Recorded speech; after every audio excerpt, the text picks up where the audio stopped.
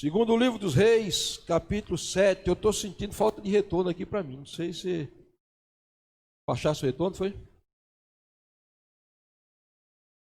Capítulo 7, versículo 3.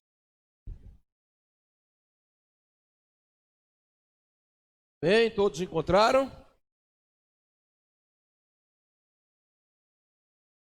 Quatro homens leprosos estavam à entrada da porta, quais disseram uns aos outros: para que estaremos nós aqui sentados até morrermos? Se dissermos entramos na cidade, há fome na cidade, morreremos lá. Ficarmos sentados aqui, também morreremos. Vamos, pois, agora e demos conosco no arraial dos sírios. Se nos deixarem viver, viveremos. Se nos matarem, então somente morreremos. Levantaram-se ao anoitecer para se dirigirem ao arraial dos sírios, e tendo chegado à entrada do arraial, eis que não havia lá ninguém. E o Senhor fizera ouvir no arraial dos sírios ruído de carros, de cavalos, o ruído de um grande exército, de maneira que disseram uns aos outros: eis que o rei de Israel alugou contra nós os reis dos heteus, reis dos egípcios, para viverem contra nós. E se levantaram, fugindo ao anoitecer, deixaram as suas tendas, os cavalos e os seus jumentos, e o arraial como estava, e fugiram para salvar a sua vida. Chegando, pois, aqueles leprosos à entrada do arraial, entraram numa tenda e comeram e beberam e tomaram dali prata e ouro e vestes. Se foram, o esconderam, voltaram e entraram em outra tenda e dali também tomaram algumas coisas e a esconderam. Disseram uns para os outros: não fazemos bem. Este dia é dia de boas novas, e nós nos calamos. Esperarmos até a luz da manhã, teremos tido por culpados. Agora, pois, vamos e anunciemos a casa do rei. Vieram, pois, e bradaram aos porteiros da cidade, e anunciaram, dizendo: fomos ao arraial dos sírios, e eis que lá não havia ninguém, voz de ninguém, mas somente cavalos e jumentos atados, as tendas como estavam. Os porteiros gritaram e fizeram anunciar a nova no interior da casa do rei. Levantou-se, pois, o rei de noite e disse aos seus servos: agora eu vos direi o que é que os sírios nos fizeram. Bem sabem eles que estamos afaimados, por isso saíram do arraial, a esconder-se pelo campo, dizendo: quando saírem da cidade, então os tomaremos, entraremos nela. Então dos seus servos respondeu e disse: tomem-se, pois, 5 dos cavalos que ainda restam na cidade. Toda a multidão de Israel, que ficou aqui de resto, terá a mesma sorte da multidão dos israelitas a perecer. Temos homens e vejamos. Param, pois, 2 carros com cavalos. O rei os enviou, os homens após o exército dos sírios, dizendo: ide e vede. Foram após eles até o Jordão. Eis que todo o caminho estava cheio de vestes e armas, e os sírios, na sua pressa, sabe. Voltaram os mensageiros e anunciaram ao rei. Amém.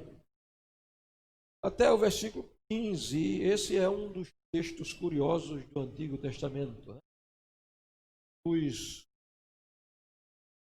fenômenos que acontecem na história do livro dos reis de Israel. Queria estudar com vocês esse texto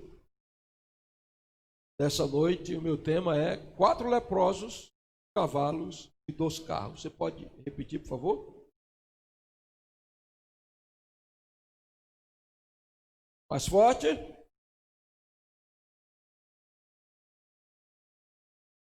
Nunca mais você vai esquecer desses 4 leprosos aqui, desses 5 cavalos especiais aqui e desses 2 carros que vão nos ensinar algumas verdades espirituais.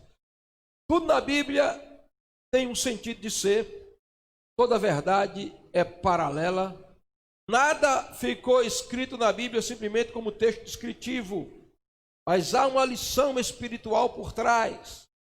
Onde é que estão esses 4 leprosos, pastor? Estão aqui no versículo 3, no versículo 4, no versículo 5, até o versículo 10, você vai encontrar esses 4 leprosos e as suas ações. E esses 5 cavalos, pastor, onde é que eles estão? Eles estão aqui no versículo 13. E estes 2 carros, pastor, estão no versículo 14. 4 leprosos, 5 cavalos e 2 carros vão nos ensinar alguma coisa nesta noite. Será que nós temos alguma coisa que aprender com 4 leprosos, pastor? Será que 5 cavalos vão nos ensinar alguma coisa e 2 carros? Vamos ver. Israel está vivendo uma crise terrível. A crise era espiritual, a crise era financeira, a crise era política. Um rei que não sabia lidar com a situação. Uma capital sitiada, cercada de inimigos. E a fome começa a reinar em Samaria, que agora é a capital do Reino do Norte. Nessa época, Israel já estava dividido, Reino do Sul, Reino do Norte. Reino do Sul, capital, Jerusalém, 10 tribos. Reino do Norte, 2 tribos. Reino do Norte, capital Samaria, 10 tribos. E a situação, irmãos, era tão terrível que diz a Bíblia, a crise era muito maior do que a crise provocada pelo coronavírus no mundo e na nossa nação brasileira, financeira. E graças a Deus nós não chegamos a saquear nada, né? Muita gente passando fome, eu sei, nós estamos como igreja orando e ajudando também, né? Fazendo a nossa parte. Mas, preste atenção, a crise era tão grande que no capítulo 6, verso 25, diz a Bíblia que uma cabeça de jumento estava valendo 80 ciclos de prata. Estavam comendo cabeça de jumento. Estava valendo 80 ciclos de prata. Agora veio 80 ciclos de prata por uma cabeça de jumento. A crise era tão grande que o versículo 25 do capítulo 6 vai dizer que eles estavam comprando um pouco de esterco de pombo por 5 ciclos de prata. Então veja que nível de crise. Estavam comendo cabeça de jumento e comendo esterco de pombo. Você já sabe o que é esterco de pombo, não precisa ser explícito aqui. O nome feio do esterco de pombo. A crise era ética, moral e espiritual também, pastor? Também. Por quê? Porque o canibalismo estava começando a ser praticado. Deus vai dizer aqui de 2 mulheres que pegaram os seus bebês e elas assaram, uma comeu um bebê e quando foi para assar o da outra não quis abrir mão e aí vem se apelar para o rei e o rei está vestido de saco. A Bíblia diz que o rei rasgou a roupa e viram ele vestido de cilício, saco, humilhação, um rei desorientado e não sabia como lidar com a situação. Mas deixa eu dizer uma coisa para você. No meio daquela crise, Deus iria trazer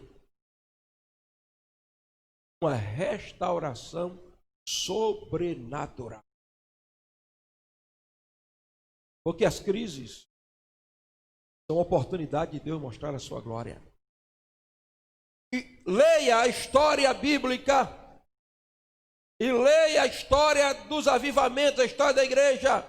Você vai entender que todo grande avivamento foi antecedido por uma grande crise moral, social, política, financeira e, acima de tudo, espiritual, que é a raiz de todos os problemas.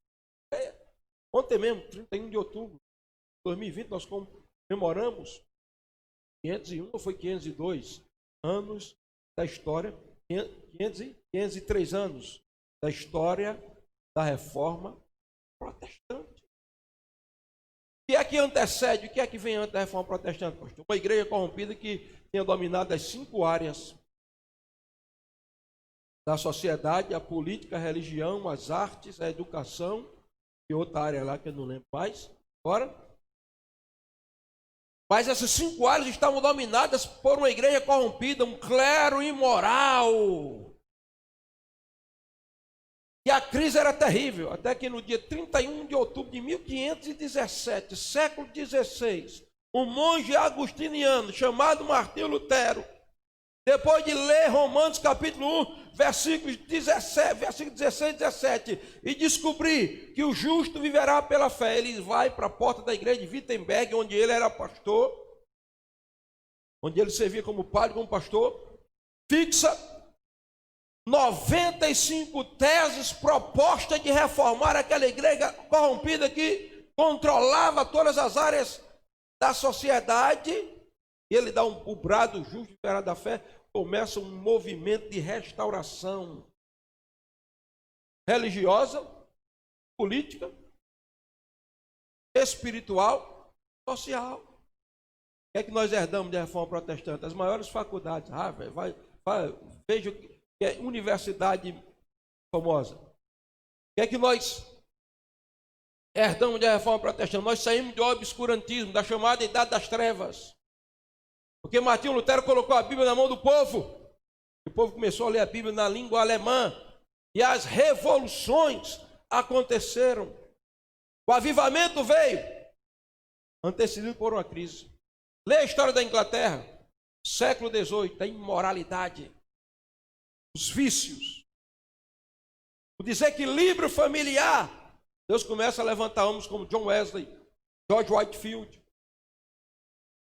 Jonathan Edwards e tantos outros, que começam a pregar a palavra de Deus.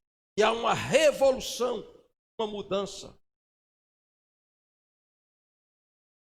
As crises são oportunidade de Deus de mostrar a sua glória e o seu. Lê a história dos Estados Unidos da América, final do século XIX, começo do século XX, 1906, a degradação moral da igreja. Uma igreja morta, fria, pastores que mais pareciam filósofos do que pregadores do evangelho. Separação do mundo é sinônimo de morrer. Na época, não de santificação. Deus levanta um homem chamado Charles Parham, começa no Instituto Bíblico Topeka, em Kansas, orar para que Deus derrame o seu Espírito Santo. Uma jovem chamada Agnes Osman disse: Senhor Parham, eu creio nessa promessa. Ela se coloca de joelhos, ore por mim. Ele, sem ser batizado no Espírito Santo, ora por Agnes Osman. Ela começa a falar em chinês, e por 3 dias ela não fala outra língua senão chinês. A primeira mulher batizada no Espírito Santo, no começo do século XX. Começa a usar um homem chamado William J. Seymour, um negro de um olho só. Rua Azusa. Grande avivamento da Rua Azusa, a explosão, o início do pentecostalismo. Os Estados Unidos se levanta, o mundo é impactado por aquele avivamento. Se não é aquele avivamento, nós não estaríamos aqui hoje, porque nós somos herança também, hoje, do movimento. O que é que o senhor quer dizer, pastor? Quero dizer, todo avivamento é antecedido por uma crise. Tem crise aqui. E muita gente está morrendo aqui nesse texto. Uma cabeça de jumento por 80 ciclos de prata. Pouco de esterco de pombo por 5 ciclos de prata. Canibalismo sendo praticado. Mas morreu tudo, pastor? Nessa crise aqui morreu tudo? Morreu não, irmão. Ficou lá 4 leprosos que não morreram de jeito nenhum. 5 cavalos. Eu fico imaginando aqueles cavalos rechilhando, né? Como é que diz? E o outro cavalo, fica quieto aí, rapaz. Estão vendendo a cabeça de jumento, 85 de prata, fica quieto aí, cavalo.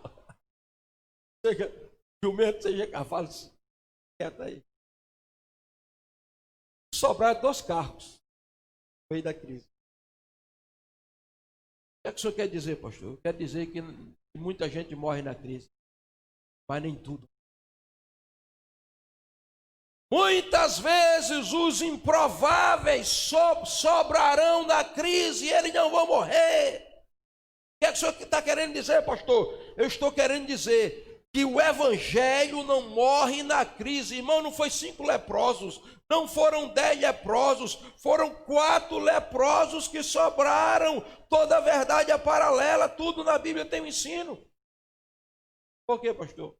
Porque 4, irmãos, na Bíblia, na numerologia bíblica, 4 é o número da abrangência.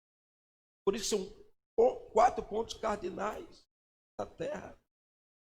É por isso que a cruz aponta para 4 direções. Para cima, nos conectando com Deus. Para baixo, nos indicando a vitória sobre o inferno. Para a esquerda e para a direita, Jesus Cristo de braço aberto, juntando a humanidade, abraçando todos em si.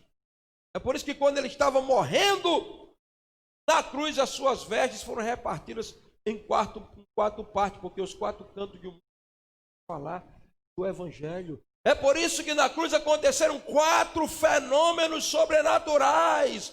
O véu do templo se rasgou, a terra tremeu, as pedras se abriram e os mortos pararam.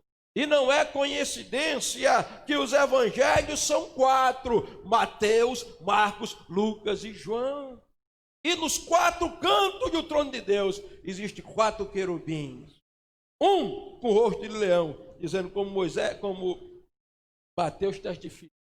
Lá na terra, no seu evangelho, ele, Jesus, é o leão da tribo de Judá, o rei dos judeus. Outro com o rosto de novilho, dizendo como Marcos testifica, lá na terra, que Jesus é servo perfeito, ele é servo, ele veio para servir, e as obras que ele faz curando enfermos demonstra que ele é aquele que, sendo o Senhor, se torna servo. Eu estou aqui para testificar isso. Lá no outro canto, no trono de Deus, tem outro querubim com o rosto de homem, dizendo assim como Lucas está testificando, como ele escreveu para os gregos, o povo da sabedoria: Cristo é o homem perfeito. E no último, no outro canto do trono de Deus, tem lá um querubim com o rosto de águia, dizendo, assim como João escreveu, ele é o Filho de Deus, ele é divino, ele é aquele que o lugar dele é nas alturas. Então, sobra 4 leprosos aqui, e nem todos, e nem vai morrer na crise. Diz o apóstolo Ebenezer, essa crise não veio para formar muita gente, mas para revelar. Não sei como é que tem crentes que se desviam de uma crise de coronavírus, esfriam na fé. Eu fico conversando com minha esposa e dizendo, meu Deus, às vezes eu quero acreditar no 5º ponto do calvinismo. Mesmo não acreditando só no livre-arbítrio, mas na perseverança dos santos. Porque quem desiste de tudo, por causa de uma crise de 4 meses, de igreja em culto online, e a pessoa desanima, abre mão de tudo, abre mão da vida espiritual. Eu fico, meu Deus, questionando que experiência espiritual essa pessoa teve. Eu vejo meus irmãos da Coreia do Norte, eu vejo meus irmãos dos países islâmicos, tendo a cabeça degolada, tendo a família arrancada de si, morrendo no paredão do fuzilamento e não negando Jesus. Vejo pessoas que só não disseram assim, eu sou ateu, mas vive como Jesus não existisse, dentro das igrejas evangélicas. E eu questiono as experiências dessa pessoa. Será que essa pessoa teve verdadeiramente um encontro com Jesus? Improváveis. 4 leprosos estão ali. Morre todo mundo. Deixa eu chamá-los assim. Eu sei que eu talvez não esteja sendo hermenêutica e exegeticamente muito correto, mas deixa eu dizer, o Mateus olhando para Marcos, tu não morresse não, Marcos. E o Marcos dizendo, não morri não, Mateus. E João e tu, Lucas, estou vivendo da Silva, porque pode morrer quem quiser morrer na crise, mas o Evangelho não vai morrer, ele vai permanecer, porque o Evangelho é eterno, passarão os céus e a terra, mas as minhas palavras não hão de passar. Irmãos, eu entreguei a minha vida a Jesus, eu tinha 16 anos de idade. Perto do ano novo, 11 de novembro, Natal, ano novo, ia vir. Festa de janeiro, carnaval depois. Eu era do mundo, então. Aquele dia, aquela noite de sábado, naquela quadra de esporte, 11 de novembro, estava 30.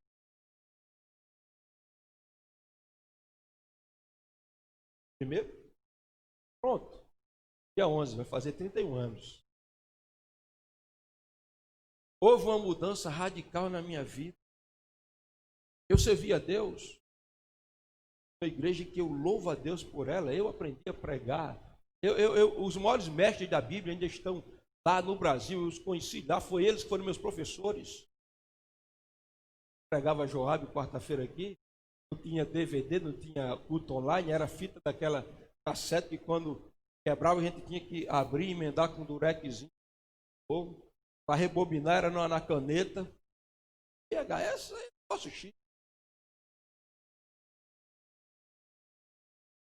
Eu queria ser o Bruce Lee do século XX. Amante do Kung Fu. Sério que eu tinha que deixar de treinar Kung Fu. Eu gostei de jogar futebol, mas tinha meu amigo, sério que ele tinha que mudar.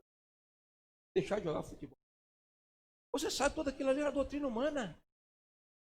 Tem fundamento bíblico. Mas tu sabe que eu abandonei tudo aquilo ali. O senhor se arrepende por abandonar? Eu não tenho arrependimento, porque minha barriga cresceu, eu podia estar trincado hoje, né? Não fazer tão.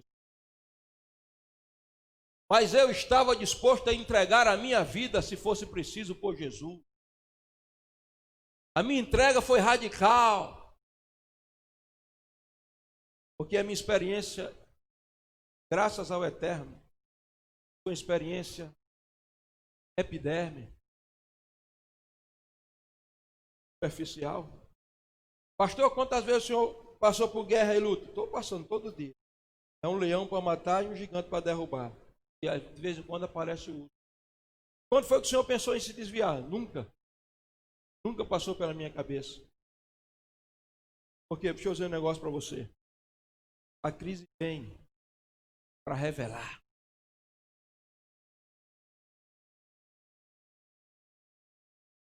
Pode morrer todo mundo na crise. Cabeça de jumento por 80 ciclos de prata. Esterco de pomba por 25 de prata, mas o Evangelho vai permanecer, e quem teve uma experiência com a cruz, está lá pregado na cruz. Não tem crise que tire ele de lá, porque ele está pregado lá, a não ser que ele queira sair, mas se ele não quiser, ele está pregado, ele está na cruz. Ele teve um encontro com o Evangelho radical, que transforma, que muda, que provoca o que nós chamamos de novo nascimento. Mas hoje nós temos muitas adesões. Tem que ser católico para ser evangélico. Qualquer ventinho que dá, eu estou lá no mundo novo. Porque a minha experiência foi. Mas está aqui, ó. 4 leprosos. Olha aqui, capítulo 7, ó. Olha comigo para a tua Bíblia. Versículo 3. 4 homens leprosos estavam à entrada da porta. Ficar lá eles não podiam entrar na cidade porque eles eram leprosos. Eles não podiam ir para o território dos inimigos, dos assírios, porque eles seriam destruídos, mortos. Então o que é que eles ficam? Sentados na porta, esperando uma oportunidade, não sei para quê. E aí, eu começo a trabalhar. Primeiro ponto. dessa mensagem dizendo o seguinte: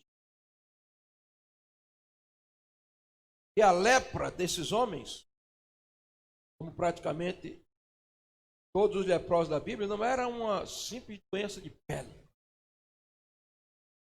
Como é que se diz? Hanseníase, eu tenho dificuldade de falar essa palavra. Não era só isso. A lepra, no contexto bíblico, depois você lê capítulo 13, capítulo 14 de Levítico direitinho. Você vai ver que era uma doença espiritual. É por isso que o sacerdote é quem avaliava se o indivíduo ia ser purificado ou não. É por isso que tinha todo um ritual. Matava-se uma ave num vaso de barro, jogava-se sangue de novilho no leproso, pau de cedro, era todo um ritual, e o leproso tinha que rasgar a roupa, cobrir o rosto, assanhar o cabelo, era um ritual, porque era uma doença espiritual, que se manifestava na pele, mas era espiritual. Por isso, a lepra da Bíblia era chamada modzirar, que quer dizer fazer sair o mal da boca. A lepra, o modzirar, fazer sair o mal da boca, era provocado por causa da lashon hará. Ô pastor, fale português. Lashon hará, o que quer dizer isso? Língua maldita.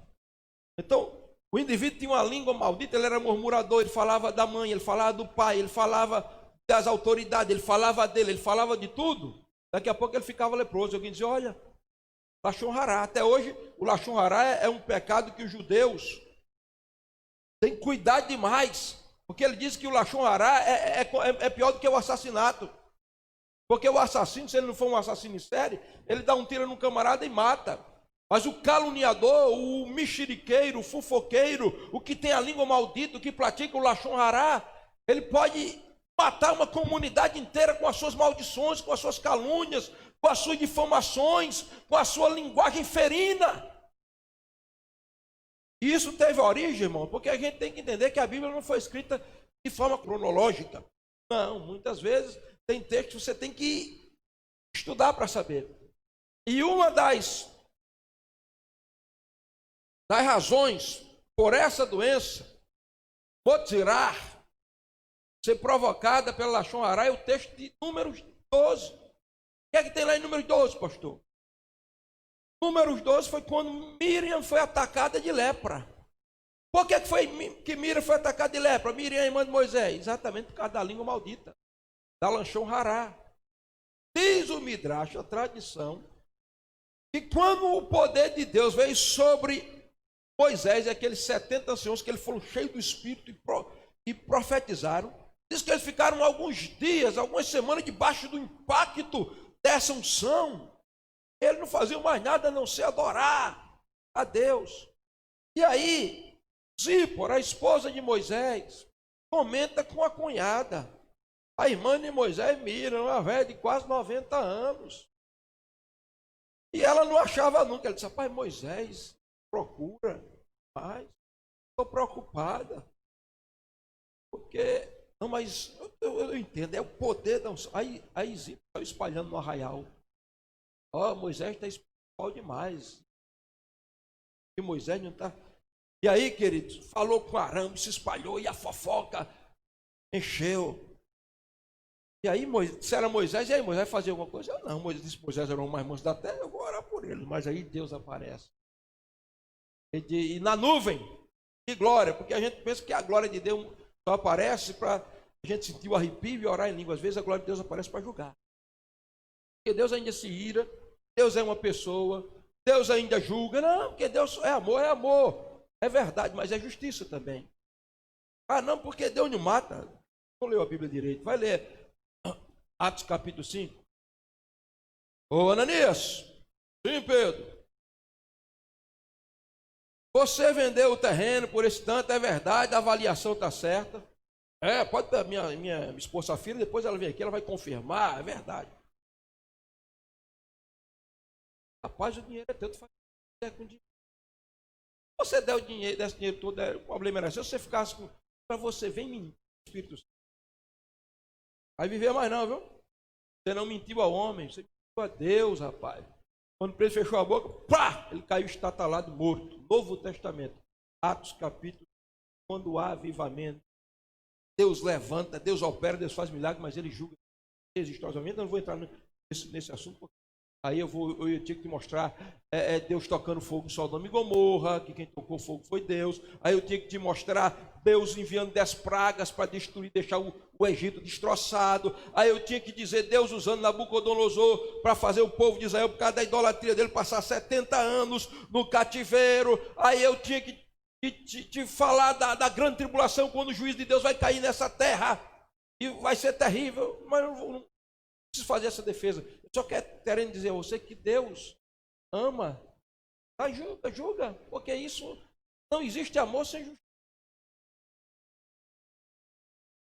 Um pedófilo tem que ser preso, tem que ser condenado, tem que prescrever, pastor, tem que ser preso, meu irmão. Pecado.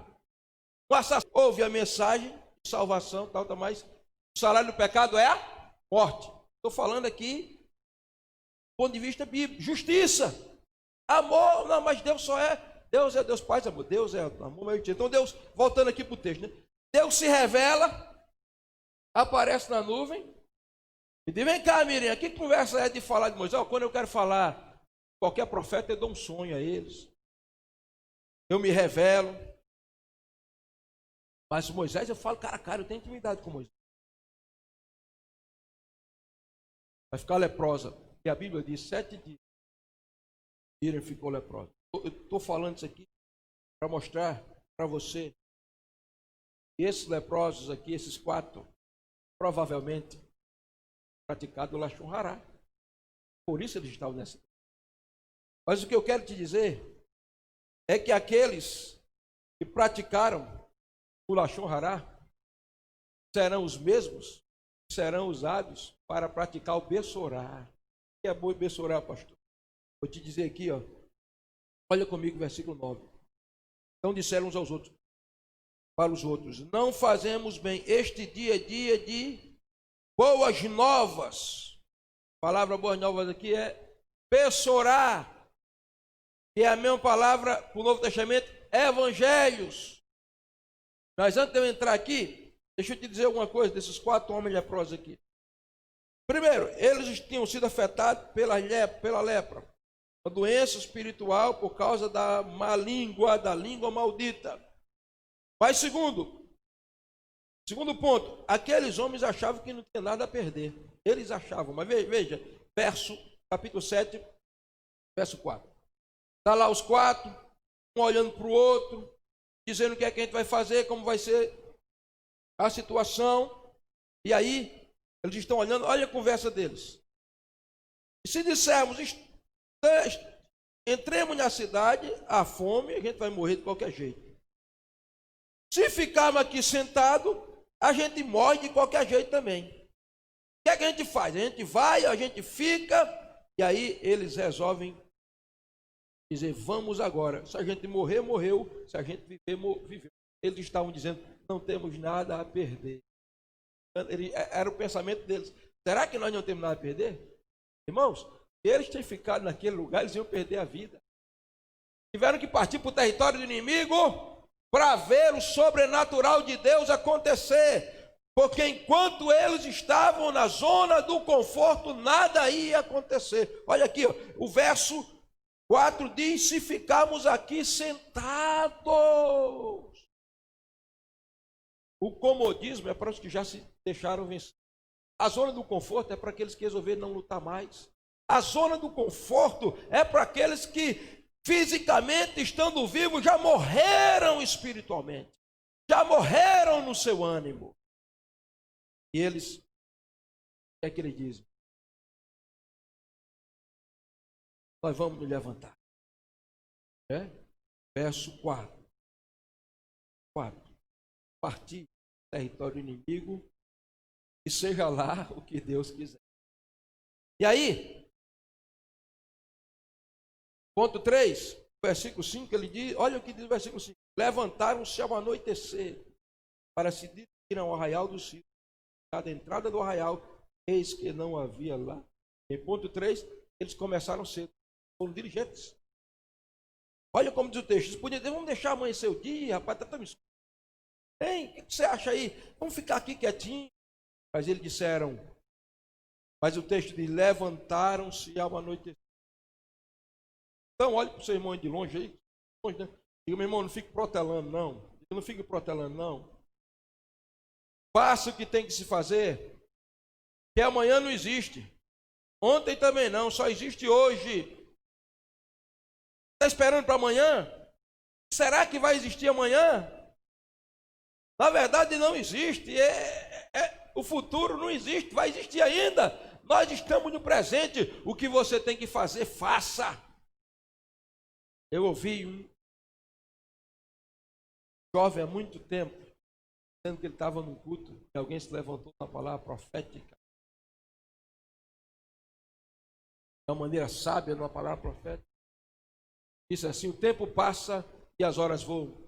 Por isso devemos aproveitar os minutos que temos para trabalhar e o que temos para fazer. Façamos e não percamos tempo. Você não orou de manhã, meu irmão? Tua manhã já foi embora. Você não orou de tarde, o teu dia já foi embora. Nós já estamos na noite, mas há pouco tempo era de manhã. Então o tempo passa rápido. Aqueles homens disseram, nós não vamos ficar sentados aqui não, vamos nos levantar. E aí, quarto ponto.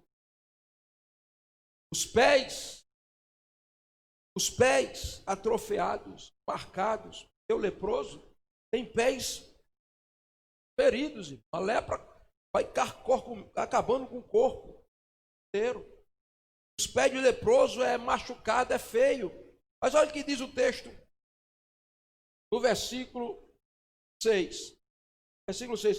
Porque o Senhor fizera ouvir no arraial dos Sírios o ruído de carros e de cavalos e o ruído de um grande exército. Então veja só. Aqueles leprosos estão aqui. Ó. Eles estão os quatro sentados. Olhando para o outro, sentados. O que a gente vai ficar fazendo aqui? Vamos levantar. E eles se levantam. Lá no arraial, os sírios estão tudo lá, nas suas tendas. Soldados, os guerreiros, preparados, mas eles se levantam. E eles vão andando, se eles vão andando, eles vão pisando. Eles vão pisando aqui, ó. Eles pisam aqui, Deus estronda lá no arraial dos sírios.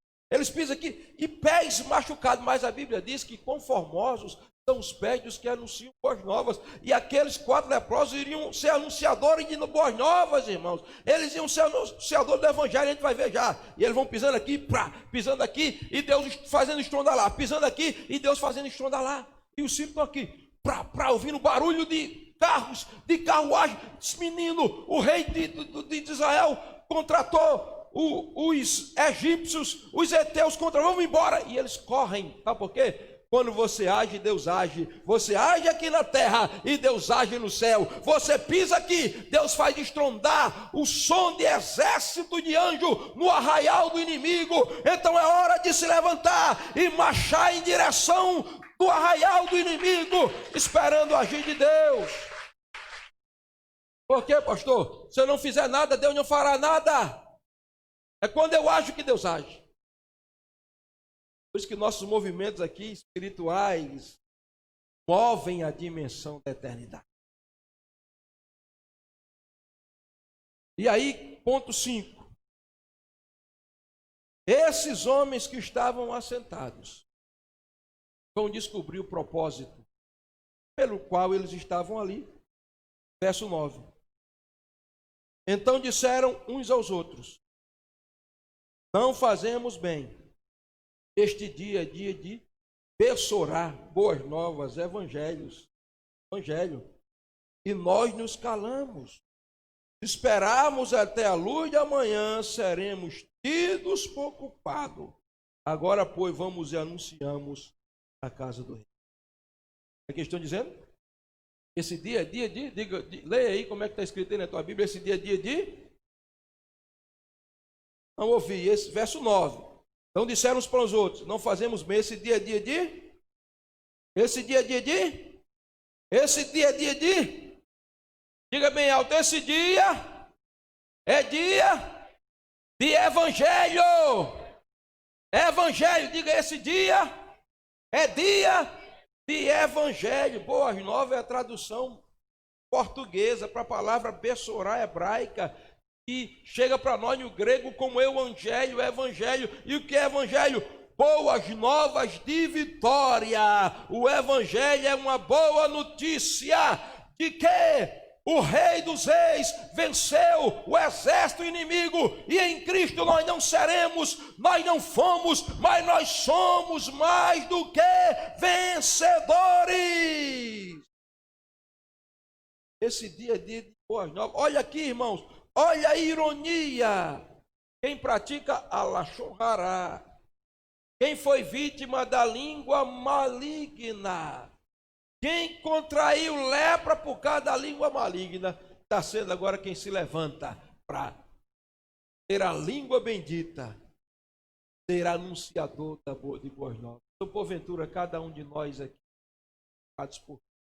não éramos antigamente marcados pela língua maligna. A gente não sabia falar que Jesus é bom. A gente não sabia falar que Jesus salva, cura, batia no Espírito Santo, prepara e leva para o céu. A gente não sabia falar nada de evangelho. Então, se você está na igreja, não importa se você faz parte dos 5 ministérios, do diaconato da igreja, ou se você só está aqui assistindo os cultos todo domingo, você é um anunciador do evangelho, porque você foi comprado, lavado e purificado pelo sangue de Jesus. Não há mais motzirá na sua vida, não há mais lepra do pecado. Então levante a sua voz e seja anunciador do evangelho. Aplauda Jesus.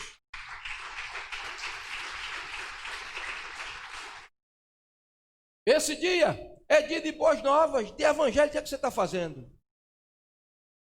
Pastor, é porque eu não tenho púlpito todo domingo, senão o senhor ia ver um grande ou uma grande pregadora do evangelho. É porque eu não toco nem canto. Senão o senhor... Não, irmãos. Vou dizer uma coisa para você. Culto de domingo não é culto de pregação. Pecador. Deus é tão misericordioso que as pessoas vêm aqui, a gente prega uma mensagem dura, exortativa, ensinando a igreja, o povo vem chorando de evangelho. Mas só que sabe quando que o evangelho é pregado? Quando você parte para o território inimigo. Aqui não é o território inimigo. Aqui é a casa de Deus. Aqui é o ambiente espiritual da presença dele. Quando é que eu parto para o inimigo, pastor? Quando eu saio dessas portas para cá. Você quer saber o que está no coração de uma pessoa? Veja as redes sociais dela. Eu vejo pessoas que se dizem grandemente usados por Deus. Aí eu fico olhando os Facebooks, Instagram agora, né? E agora mexer no Instagram, atrasado. Postagem, não tem um versículo da Bíblia assim. Ó. Tem uma coisinha assim, nem do culto de domingo que o pastor falou, que alguém pregou, que alguém cantou. Não tem nada. Aí eu estou vendo. Pensava que era filha de Leide, mas é a irmã de Juninho que está aí, né? Onde é que está a filha de Leide aí? Veio hoje? Qual é o nome dela, Gorete? Elane está aí hoje, Elane? Está por aí, Elane? Ela não veio hoje. Aí eu vejo Elane, uma menina tímida. Eu chamei ela na minha casa depois. Está com ela. Eu abro o YouTube. Está lá a Elane, tímida. Vai dizendo: no dia que eu entreguei a minha vida a Jesus, houve uma mudança. Ela fez um canal só para postar isso aí. Houve uma mudança na minha vida. Um vazio tão grande, especial. Jesus entrou na minha vida, menina bem novinha, 16 anos eu acho, 14 ou 15, um adolescente. E aí uma pregação, um teor de maturidade. Eu digo: Gorete, eu quero que essa menina venha aqui em casa. Eu mandei logo o WhatsApp para ela: vem cá.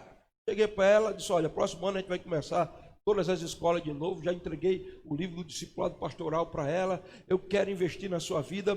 Por quê? Porque esse dia é dia de evangelho e nós estamos de boca fechada. Tá os 4 lá, olha, os 4 que representam, para mim talvez, os 4 do evangelho, Mateus, Marcos, Lucas e João, dizendo: a gente não pode continuar sentado aqui calado. Esse dia é dia de evangelho e nós nos calamos, não fazemos bem. O que você tem feito para contribuir para o crescimento? Agora, não adianta postar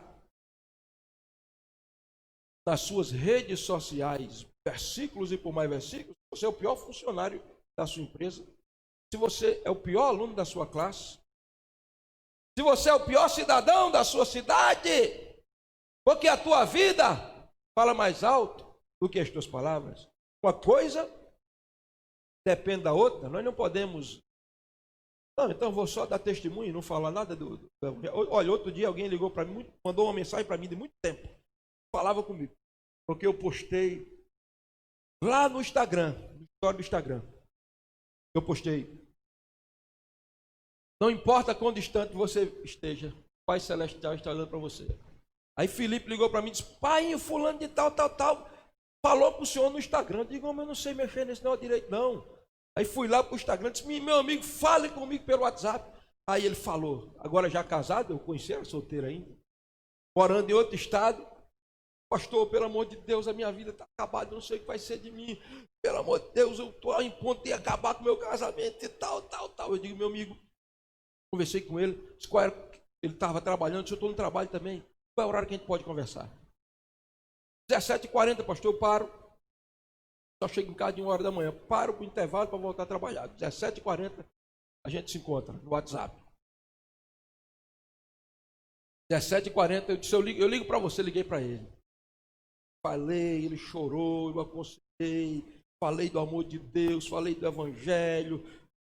Aí, disse: se você quiser, minha esposa, conversa com a sua esposa, as coisas vão funcionar, porque ele estava perdido, a ponto de cometer uma loucura. Aconselhei, resultado: rapaz voltou para casa, ficou tranquilo. Falei com ele outro dia, orando todo dia, de procura aí na sua cidade, igreja tal, indiquei alguém que é uma cidade conhecida, que eu conheço. Mas o que é isso, pastor? Uma mensagem de Instagram, dizendo: não importa quão distante você esteja, o Pai Celestial. E cada um de vocês que estão sentados aqui, nesse ano de 2021, resolver ganhar somente uma pessoa para Jesus. Próximo ano, nessa data, nós estaremos culto de manhã, a igreja cheia, com culto essa noite, a igreja cheia, e nos preparando para avançar, para construir um templo muito maior. Então, por que você se diz cristão e você não contribui para o crescimento do reino de Deus? Diga-se de passagem, lamentavelmente, alguns cristãos contribuem para a desconstrução do reino. Alguns têm um testemunho que as pessoas dizem: eu vou para qualquer igreja, para aquela onde pode tudo, onde todo crente faz de todo, age de todo jeito, eu não vou, porque eu não vejo mudança na vida. Esse dia é dia de boas novas e nós nos calamos. Se esperarmos até amanhã, teremos tido ocupados. Agora, pois, vamos e anunciemos a casa. O rei quer saber, a igreja viva, comprometida com a palavra de Deus, povo que tem uma mensagem. Jesus Cristo muda, transforma, liberta, cura, salva,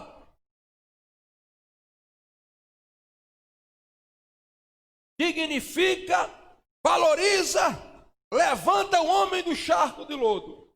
E o rei tem que saber que não importa o tamanho que a crise foi, estavam vendendo cabeça de jumento por 80 ciclos de prata, em pouco cerco de pão por 5 de prata.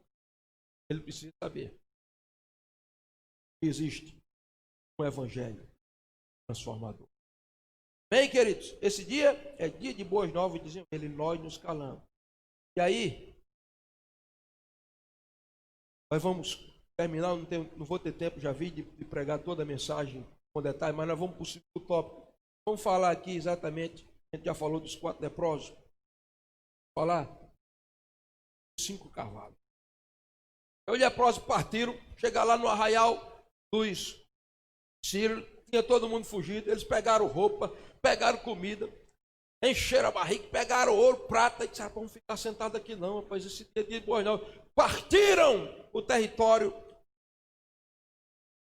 deles agora.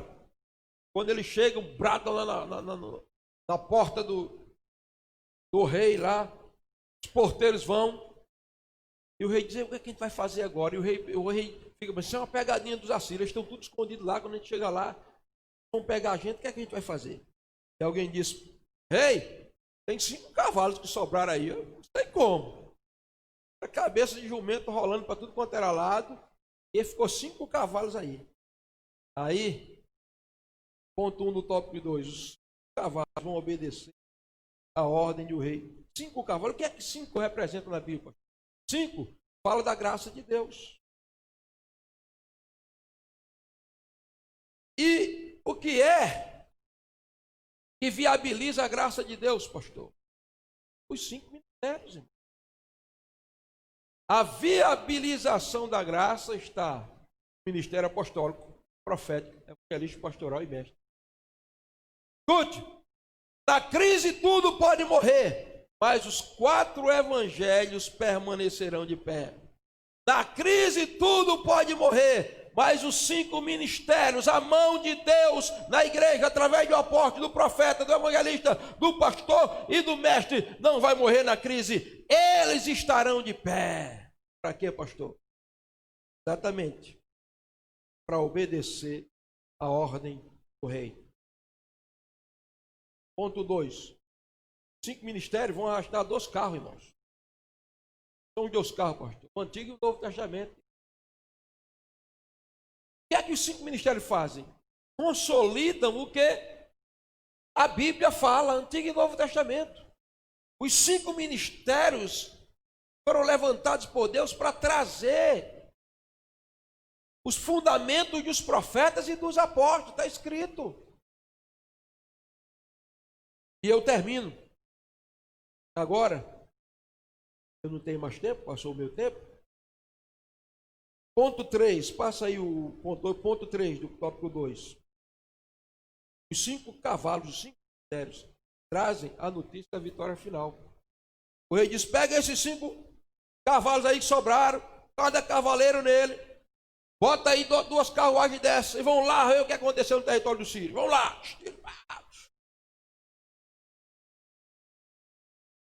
Direção ao território do Sírio.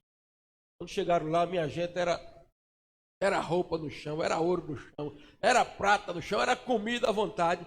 E eles disseram, agora vamos voltar, trazer a notícia por voltar, e voltaram. Ei, pode ir lá. A vitória já aconteceu, a vitória está consumada. Não há Ciro nenhum, não sei o que aconteceu. Todos eles estão vencidos. Eu quero dizer para você que os 5 da ministério da igreja estão aqui para dizer para você que a vitória já foi estabelecida na cruz do Calvário e na ressurreição. O apóstolo, o profeta, o evangelista, o pastor e o mestre estão dizendo: o exército inimigo já bateu em retirada, ele já foi vencido e a bênção sem medida. Dê um aplauso a Jesus.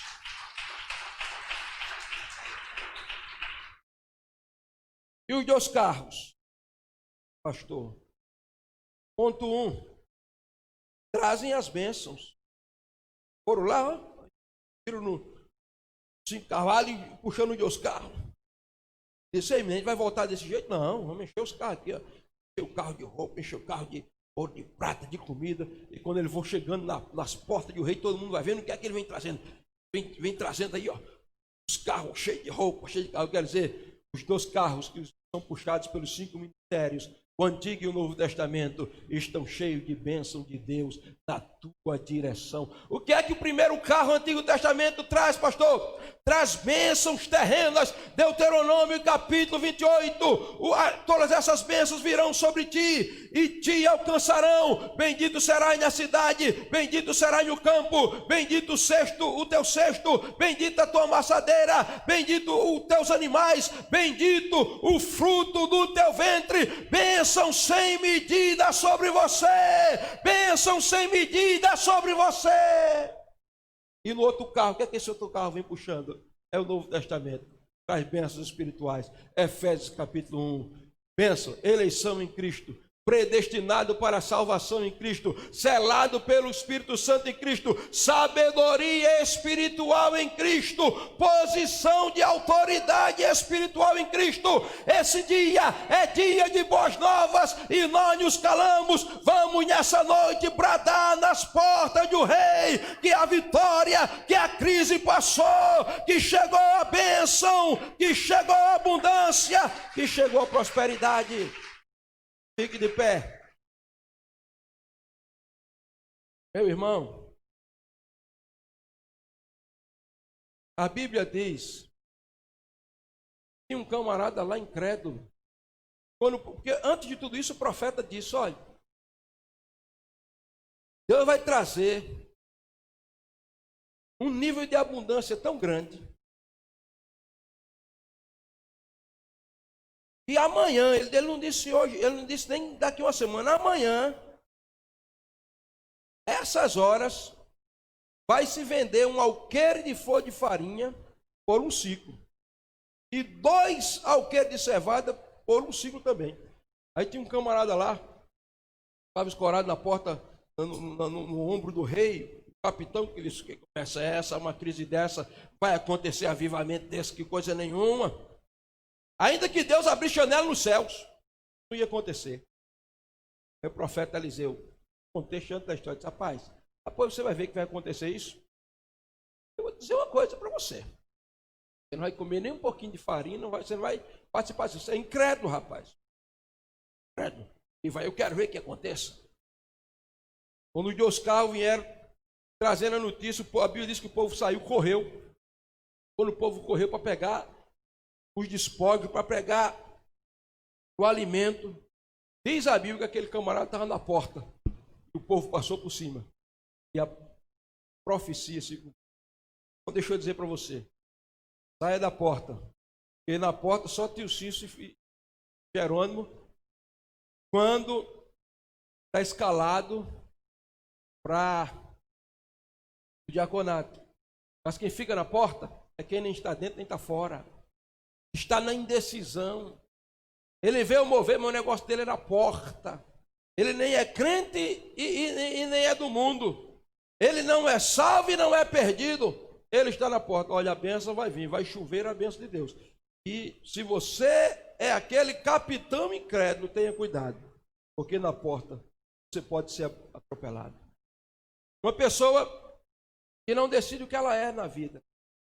Diz a apóstola Valnice. É a mais infeliz de todas as pessoas. Por quê? Porque ela não desfruta do mundo na sua plenitude. Ela faz as coisas escondidinhas por ali, mas e não desfruta de Deus. Eu não tenho que desfrutar mesmo. Por isso que você não pode ficar na porta. Não seja o capitão incrédulo que fica. Entra para a dimensão da bênção que deu na tua vida, porque eu quero te dizer, a crise já passou e nós estamos vivendo o avivamento. Amém?